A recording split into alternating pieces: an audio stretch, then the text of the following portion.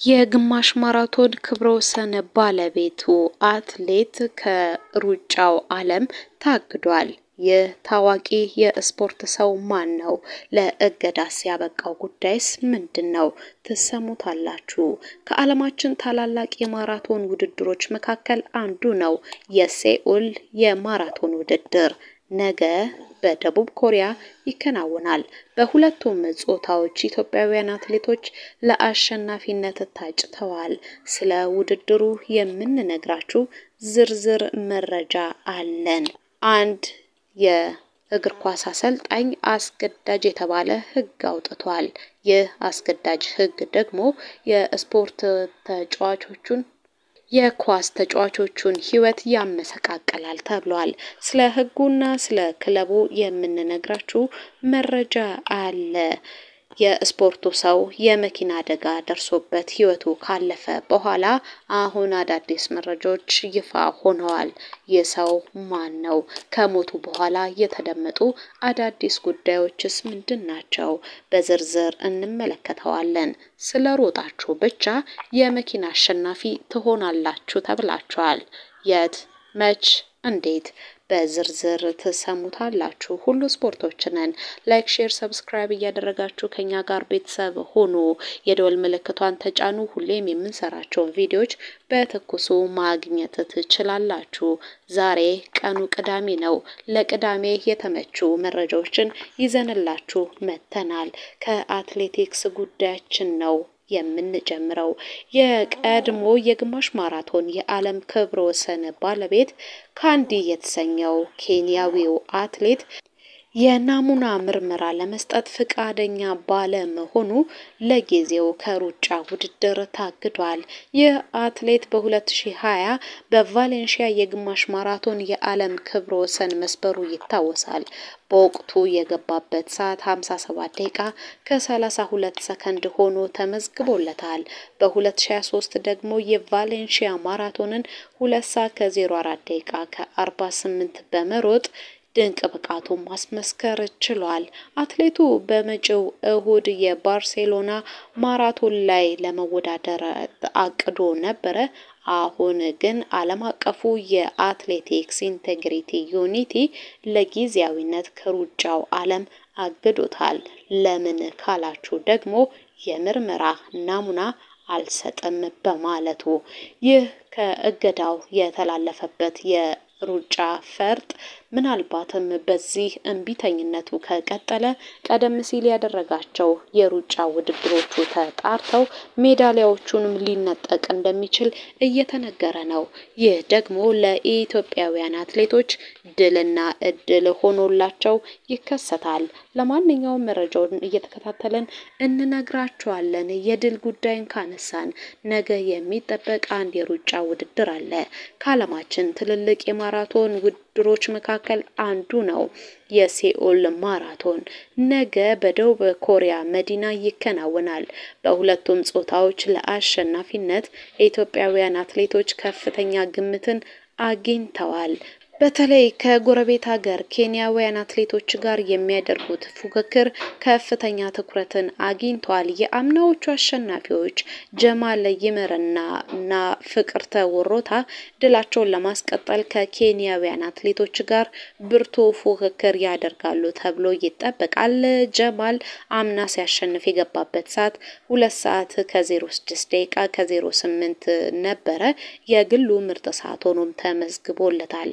በዚህ ውድድር ተከትለውት የገቡት ኬንያውያን አትሌቶች በዘንድሮም ፉክክር መኖራቸው ደግሞ ውድድሩን ይበልጥ አጓጊ አድርጎታል። ከነሱ በተጨማሪ ርቀቱን 2 ሰዓት ከ06 እና ከዛ በታች በሆነ ሰዓት መሮጥ የቻሉ 4 ኢትዮጵያውያን አትሌቶች አሉ።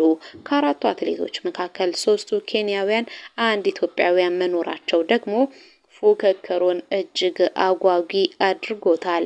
በሴቶቹ ምድብ ፍቅርተ ወሮታ የአምና ክብሯን ለማስጠበቅ ትሮጣለች። አትሌቷ በጊዜው አሸናፊ ስትሆን የገባችበት ሰዓት 2 ሰዓት ከ21 ደቂቃ ከ32 ሰከንድ ሆኖ ነበር የተመዘገበው። ይሄም የግል ምርጥ ሰዓቷ ሆኖ ነው የተቀመጠው። መስከረም ላይ በበርሊን ማራቶን ሁለተኛ ስትወጣ ያስመዘገበችው ሰዓት 2 ሰዓት ከ18 ደቂቃ ከ48 ነው። ይሄ ደግሞ የተሻለው ሰዓቷ ነው። በእሁዱ ውድድር ከሚሳተፉት መካከል ከሷ በመቀጠል ጥሩ ሰዓት ላይ የምትገኘው ካላት ቦሰና ሙላት ብርቱ ፉክክር ታደርጋለች ተብሎ ይጠበቃል። እነሱን ጨምሮ 6 አትሌቶች ርቀቱን ከ2 ሰዓት ከ23 ደቂቃ በታች በመግባት የግል ምርጥ ሰዓታቸውን በማስመዝገባቸው ለውድድሩ አሸናፊነት ታጭተዋል። ለማንኛውም ኢትዮጵያውያን አትሌቶች በድል እንዲያጠናቀቁ እኛ መልካም ምኞታችን ነው። ወርቅ፣ ብር፣ ነሐስ እንደምናገኝ ጥርጥር የለውም። ለመሆኑ ሌሎች ኢትዮጵያውያን ማናቸው የሚሳተፉት የሚለውን እንንገራችሁ። መስተዋት ፍቅሩ አለች። ቦሰና ሙለታ ነግረናቸዋል አለች። ፍቅረተ ወሮታው የቦታው አሸናፊ ነች። አሁንም ለአሸናፊነት ታጭታለች። በቀለች ጉደታ ሌላዋ ኢትዮጵያዊት ነች። ቤቴሌም አፈ ንጉስ ሌላዋ ኢትዮጵያዊት አትሌት ነች። የኬንያና የጃፓን አትሌቶችም አሉ። በወንዶቹ ሀፍቱ ተክሉ አለ። ከሱ ባሻገር ደግሞ ከኢትዮጵያ ለአሸናፊነት የታጨው ጀማል ይመር አለ። አሸናፊ ሞገስ ወልደ ጊዮርጊስ አለ። አዳነ ከበደ ገብሬም አለ።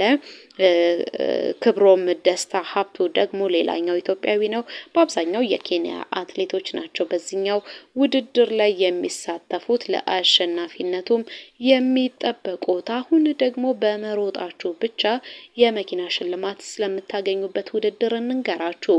ዘመናዊ የቶዮታ መኪና ነው ለሽልማት የተዘጋጀው። ውድድሩ ደግሞ በአሜሪካ የሚካሄድ ነው። ግራንድ አፍሪካ ረን ይባላል። በዋሽንግተን ዲሲ ነው ይህ የሩጫ ውድድር የሚዘጋጀው። የ5 ኪሎ ሜትር የመዝናኛና የስፖርት መሰናዶ እንደሆነ ነው የሚታወቀው። ኦክቶበር 11 ላይ በሚደረገው በዚህ ዝግጅት ላይ በእጣ ቶዮታ የ2025 ሞዴል ለአሸናፊዎች ለተወዳዳሪዎች ትተላለፋለች ተብሎ ቀርቧል። በዝግጅቱ ላይ ኢትዮጵያውያን የስፖርቱ ባለውለታዎች የመዝናኛ ሰዎች ይቀርቡበታል ተብሏል። በዚህ ውድድር ላይ ጋር በተያያዘ የውድድሩ አዘጋጅ ክስ አቅርቧል።